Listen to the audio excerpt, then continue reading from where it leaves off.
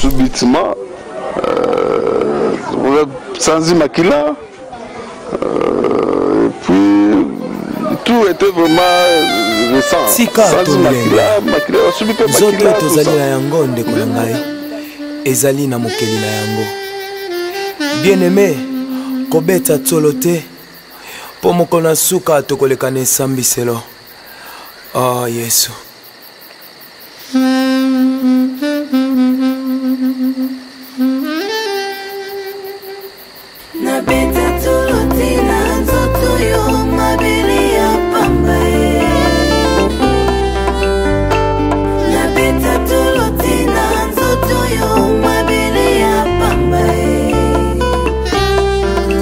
Zoto yo pesi ngai ezali nango bobe pamba nayebi bato ya minene na se ya mokilo ye babeta tolo bakanisaka bakozala libela me bazonga putulu bahistoire na bango esila nde kosila e nabeta tolo tina nzoto yo mabele ya pamba nabeta tolo tina nzoto yo mabele ya pamba nazali pamba nkolo. À tous les internautes qui nous suivaient à partir de www.bomokoyamboka.com. Le Bomoko Yamboka, tous les sous na mawa, ya kwa no sebino la mort de notre papa Fernand Mukendi Timanga Mukendi qui nous a quitté il y a cela 2 semaines passées. Nde elongo na équipe Bomoko Yamboka tokanisa ki koya na libota pona ko za quelques interviews ya bana na ye bandeko na ye pe batu nyonso ya libota na ye. Autre la précision, il y a mort, il y a papa parce que les gens disent, il y a les rumeurs qui circulent, papa empoisonna qui est, papa wasala qui est boyé. Nde yango bisoto yaki plus pour la précision, il y a mort, il y a papa. Nde toza awa na libota, toza na commune ya Makala. Commune ya Makala avenue Kimpese et pas Iwapi résidence il y a papa Fernand Timanga Mukendi ezali o yatika kibiso cornaye ezana hôpital il y a sino-congolaise, la mort du hôpital ya sino-congolaise Nanjili. Sans plus tarder, tous autres la carte pour quelques interviews à membres de la famille naïe. Retenons que papa tiki bana 6, na veuve na bana 6. Des tous autres la carte pour quelques interviews ya libota naïe.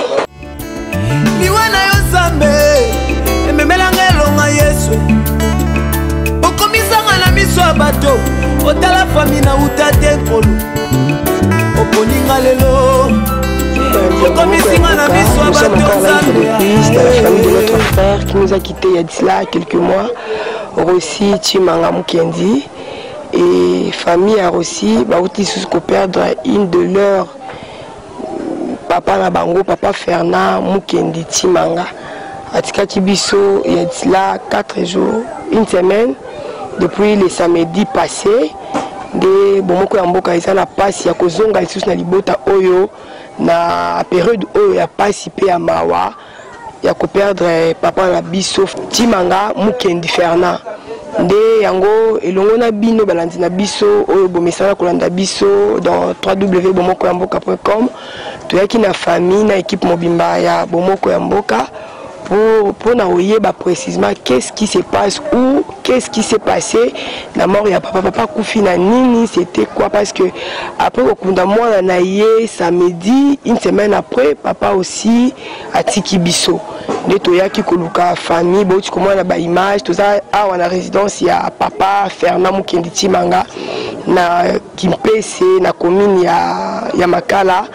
Pour na cause interview à bandeko ya papa baloba nini o s'est passé sans plus tarder j'ai passé mon micro na l'heure ya bandeko ya papa o atiki biso amekako s'expliquer. Papa bonjour. Bonjour. Oui papa quoi se présenter d'abord aux anani par rapport à la famille kombo nani. Bon na bengami na kombo ya monsieur Jaris Mwamba nazali beau-frère ya c'est Timanga Mukendi Fernand. Merci beaucoup. Tout le monde papa Zayo Moto Zala papa Msoukou, papa qui s'est présenté pe oyebisa biso oza nani par rapport ya famille. Oui, merci beaucoup.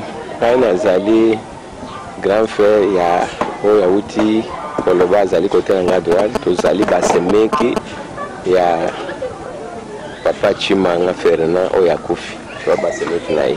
Merci beaucoup papa. Donc papa nde akoyebisa biso papa Chimanga nini ememi et précipité mort na ye ou akufi na nini nabelaki nini, qu'est-ce qui s'est passé pour na après une semaine seulement ya kokunda mwana na ye qui comptait plus pour lui nde papa ekotika biso papa kokosa biso papa belaki.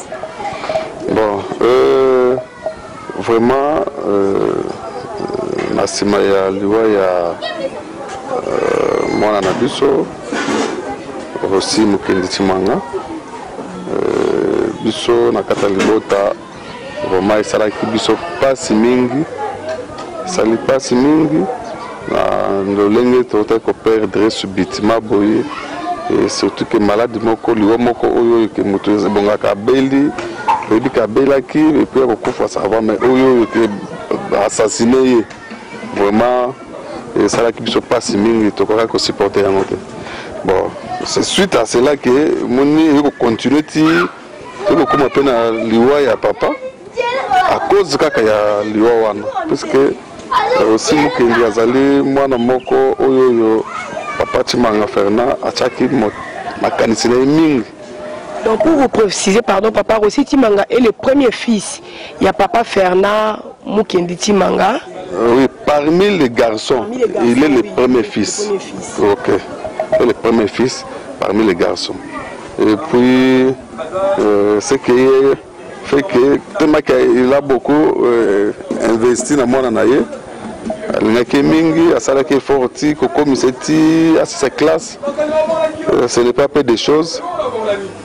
Subitement, avec liwa ya ndenge wana tango yila ki akoka supporter yango te.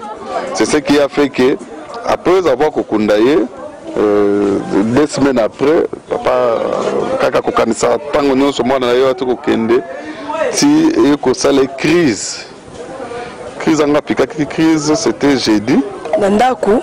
Oui, crise nandako bafanda ki na na tongo la muki comme d'habitude tout ça tango zo linga ko bima ba ko tanda ko boy kwei koko ya kwei to rapidité to moni eta isa bien tende to memie na lombango na hôpital ya Nanjili na sino congolaise na quartier 7 de to memie kuna à partir ya wana ba médecin ba sali oko ba ko sala j'ai dit wana mais quand même c'était bien parce que azalaki ayeko se rétablir na ye na hôpital en tant komaki yoka kipenza la ba pesi biblo ko le aller tokina e paye mo tambola ti ba sali examen comme ndenge basengaki tozongi lisusu bakomela bakisi mususu ba perfusion na banini mususu na bandi kolanda ti batikali kolala wana biso tozongi ndako toyile le lendemain na wana tongo ya vendredi asali pe sur l'examen tofandi tozo sorola sans problème mais comme na ba 17h ba 18h 17h30 18h ya vendredi nde ayiko réciter lisusu wana tozalaka na kata hôpital tango a réciter lisusu wana et subitement sans makila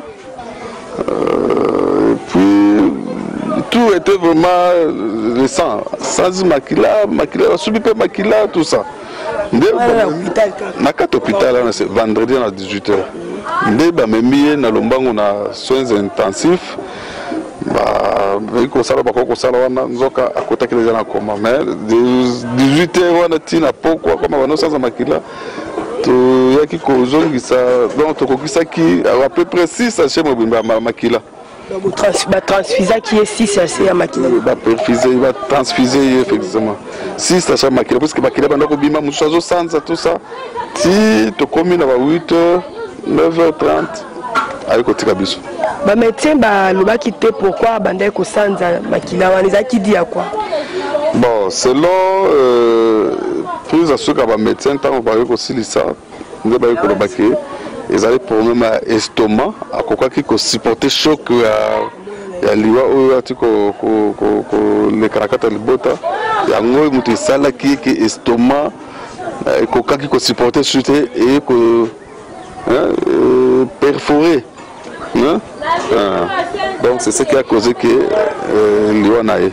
Merci beaucoup papa. Donc retenons que papa a ça qui crise il y a estomac. Bakindaki na hôpital ça qui crise nandaku bakina na sino congolaise ils ont njili ndé à partir à sino congolaise jeudi le vendredi ndé papa comment il kosanza makila azo suba makila et selon le médecin selon la médecine balobi que papa a koufi na crise d'estomac bongo non donc papa a ça qui crise d'estomac donc il n'avait pas pu supporter choc il y a liwa moi nanae qui était à la personne de notre défunt aussi Timanga Mukindi Timanga donc des crises d'estomac donc batou rumeur les a par-ci par-là papa était empoisonné papa a fait ceci mais déjà papa l'est en famille à monsieur Fernand Mukendi Timanga, où tu confirmes que papa était bien et bien mort dans la crise à estomac. Donc, Kosanza Makilawana, c'était pas dit empoisonnement, mais c'était dit il y a estomac parce que perdre son fils, il a investi ça qui nous tous africains, tu as bien investi, pas moi, n'a pas pour le bien le perdre comme ça, na voir mon cobiso sur les illégal, il y a des certains le disaient, c'est la mort de monsieur aussi était préméditée et au Monique, ça et ça qui papa très mal ya ko perdre moi ndé sali souci wana ndé memi papa na bisoti akende ko kufa donc souci à moi na ndé précipité mort ya papa Fernand Mukendi Timanga et papa ko sa biso programme ya matanga quand ya papa za na mort ya sino congolais oui comme tout ça qui est dans l'hôpital wana ya sino congolaise tant que kufaki to bagarder ka kuna na mort ya sino congolaise. Et programme il y a obsèques qui ont des niveaux bimisa quand jour ils ont déjà programmé tout Nantes. Oui, famille tout de suite au fanda qui déjà tout solo là qui tout c'est déjà programme corps et kobima mardi na Tongo mercredi donc mardi na Tongo surtout bimisi to kende ko exposer yango na salle où ils allaient na entrée ya Matete na Lemba donc na sous-région na Rosec ça Rosec oui juste en face il y a mobile wana ya la station OK donc tu peux exposer wana mercredi wana non mardi wana ko exposer wana mercredi na après-midi dès que ko kundaye na nécropole comme d'habitude. Merci beaucoup papa. Il y a cause à la peau na batno sur na biso na communauté suédoise, communauté américaine, il y a congolais, la Suède, communauté il y a l'Afrique du Sud, la Cap Town et pas il y a papa Djouma Mouna. Est-ce que il y a cause à peau na bandekwana, ba ou cause à na posé à kosunga papa aussi parce qu'il aussi était de nous. Donc ceux qui sungi ezali ba ko contacter na ba numéro ezali pour na bato ko kosunga libota pour na mort o ya kambo ya passe comme libiso ya papa ba numéro ezato il y a comme on avait fait un compte comme pour na to ko kosunga bota. Merci beaucoup. Pour la question autour pour le numéro de contact na kanisi que bala tango sakufaki il y avait un numéro moko to pesa ki pour na ko meka ko sala ba transaction ce qui m'a ezali donc ce qui balingi ko sala quelque chose puisque tous en a posé faire de soumis na bango parce que ta la famille etikali boye na bana sete na veuve vraiment ils a pas mingi pour na ko sala face na bango et puis bango no so tanga classe et tout ça c'est pourquoi ceux qui bandeko bazali na extérieur balingi basunga biso bakoki kotinda soit na numéro oyo oyo compte batindaki wana ou soit bakoki ko benga na numéro oyo 085 48 88 611 donc plus 243 oui 85 48 88 611 donc ce qui va bengi vraiment biso na kata libota to déjà en contact. Mais maman Azali, papa veuve la maman de aussi Azali. Oui Azali. Non batika bana ya papa Fernand batika liboni. Bana batika li 7. Oui. Merci beaucoup papa Lilo Bezali. ya obakisana o papa uti koloba namoni liloba ezali te oyo nyonso ye asi alobi toza na liloba bisusu to parce que programme makambo nyonso kosi otuni asi apesi réponse liloba bisusu ezali te nakopesa bino kaka merci tozali na famille ya papa Fernand ya papa Fernand Mukendi Timanga Mukendi auta kotika biso qui est le père de monsieur Rossi oyo atikaki biso pe nde toyaki kosola na libota ya papa lobi ya na molobeli ya libota nde banimero oyo bapesaki biso l'autre fois quand Rossi tozalaki na bapesaka Rossi banimero ya compte wana nde yango so boza na besoin ya kosunga libota bokoki kosala batransaction même na bameme numéro wana et papa pesi un autre numéro oyo soki boza na besoin kobenga mpona lisungi na bino bandeko na biso ya Europe ya Amérique ya partout dans le monde bokoki kobenga na numéro wana mpona kosunga libota parce que maintenant que papa tiki ba orphelin baza 6 et la veuve donc baza vraiment na besoin ya lisungi na bino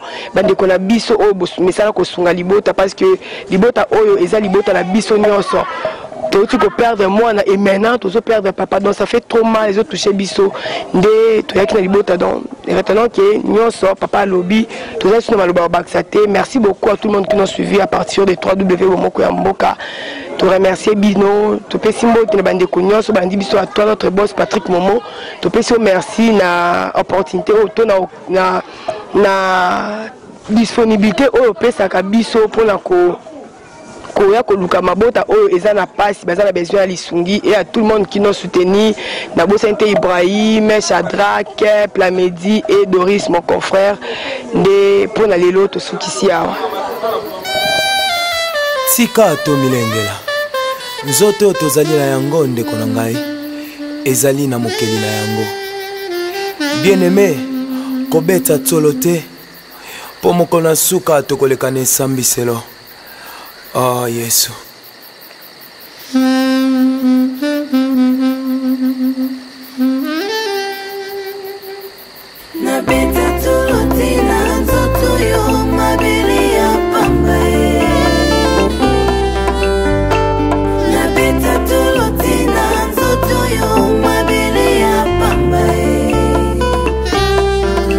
Zoto yo pesi ngai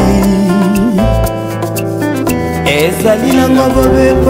remercie Ming Digital Momo, Bolingo et puis Bomoko ya Mboka. Ciao.